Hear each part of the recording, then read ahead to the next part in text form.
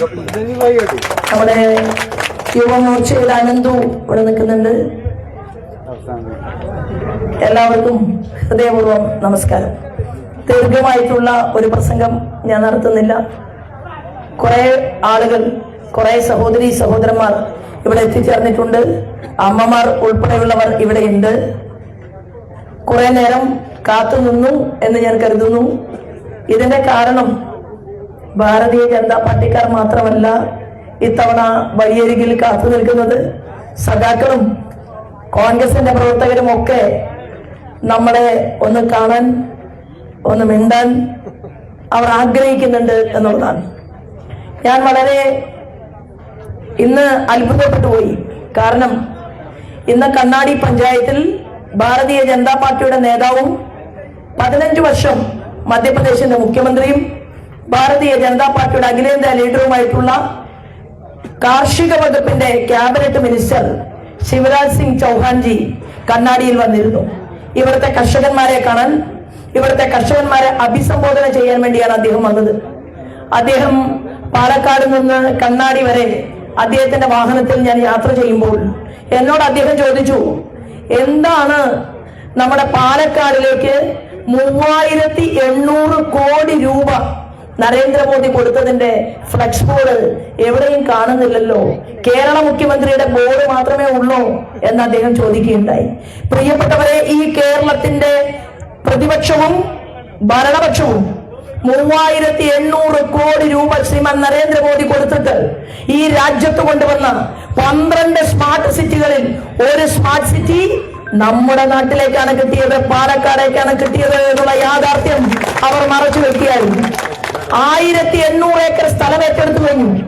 1800 acre സ്ഥലവും 3800 കോടി രൂപയും കിട്ടിയിട്ട് നന്ദിയില്ലെങ്കിലും നന്ദികേട് കാട്ടാൻ പാടുണ്ടോ ശ്രീമാൻ പിണറായി വിജയൻ എന്നുള്ള ചോദ്യമാണ് ഈ കേരളത്തിലെ ടെക്നോളജിസ്റ്റുകളും വിദ്യാർത്ഥികളും ധാരാളം വരുന്ന ആളുകളും ചോദിച്ചുകൊണ്ടിരിക്കുന്നത്. എന്താണ് ഈ ഗവൺമെന്റ്? കാരണം ഭാഗ്യവാനാണ് നമ്മുടെ മുഖ്യമന്ത്രി. കൊടുക്കാൻ ഒരാളുണ്ടല്ലോ.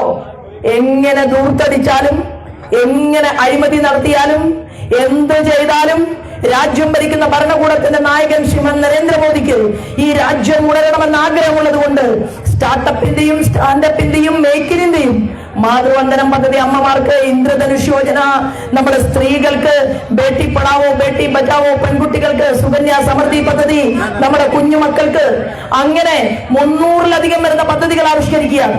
പ്രസംഗത്തിലൂടെ ശിവരാജ് സിംഗ് ചൗഹാൻജി ചോദിച്ചു, റൂറൽ ഡെവലപ്മെന്റിന്റെ മിനിസ്റ്റർ കൂടിയാണ് ഞാൻ, അദ്ദേഹം പറയുകയാണ് ഗ്രാമീണ വികസനത്തിന്റെ മന്ത്രി കൂടിയാണ്, പ്രധാനമന്ത്രി ആവാസ് യോജന പദ്ധതിയിലൂടെ എന്തുകൊണ്ടാണ് കേരളത്തിന്റെ മുഖ്യമന്ത്രി വീടില്ലാത്ത ഒരാൾ പോലും ഈ രാജ്യത്തുണ്ടാകരുത് എന്ന് പറഞ്ഞ മോദിജിയുടെ ആ പ്രധാനമന്ത്രി ആവാസ് യോജന പദ്ധതി എന്താണ് നിങ്ങൾ മിസ്റ്റർ പിണറായി വിജയൻ കേരളത്തിൽ നടപ്പിലാക്കാത്തത് എന്ന് കേന്ദ്രമന്ത്രി ചോദിക്കുകയുണ്ടായി.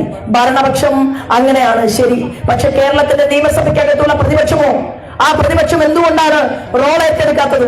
ആ പ്രതിപക്ഷം എന്തുകൊണ്ടാണ് ചോദിക്കാത്തത്? ആയിരക്കണക്കിന്, 10,000-കണക്കിന്, ലക്ഷക്കണക്കിന് കോടി രൂപ ഈ കേരളത്തിലേക്ക് കിട്ടിയിട്ട് ഇത് പാവപ്പെട്ടവർക്ക് കൊടുക്കാത്തതിന്റെ കാരണം ചോദിക്കാൻ കേരളത്തിന്റെ നിയമസഭയിലും ആളില്ല എന്നുള്ളതാണ്. ഇവിടെ നമ്മുടെ പ്രിയപ്പെട്ട അമ്മമാരൊക്കെ ഉണ്ട്.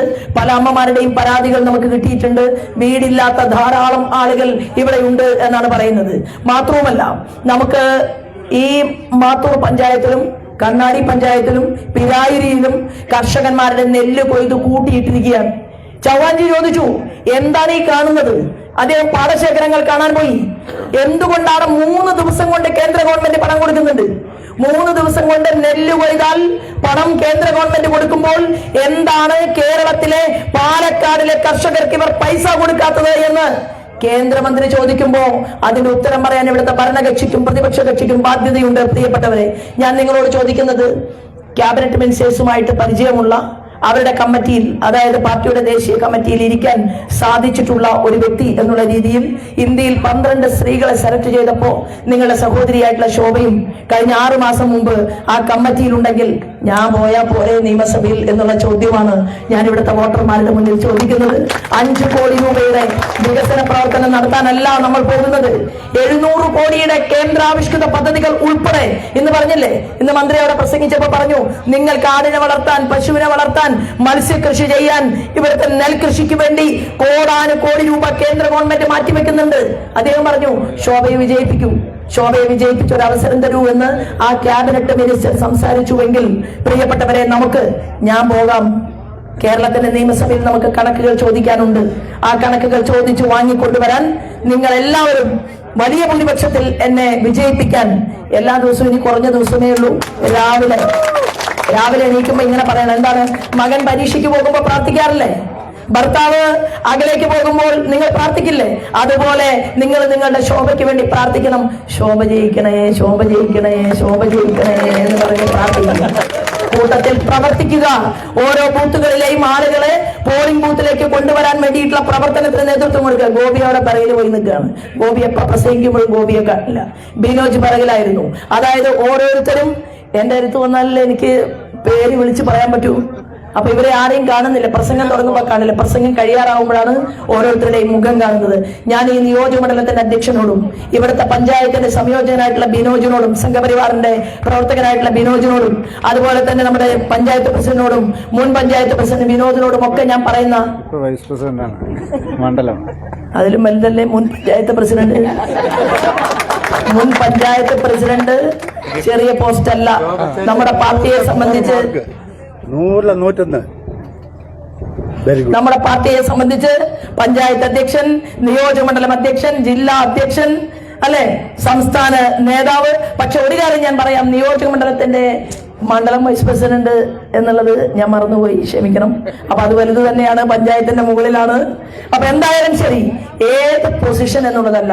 മാത്തൂര് വന്നാൽ വിനോദിനെ ജനങ്ങൾ അറിയുമോ എന്നുള്ളതാണ് ചോദ്യം. അതറിയുമോ? അറിയും, അല്ലെ?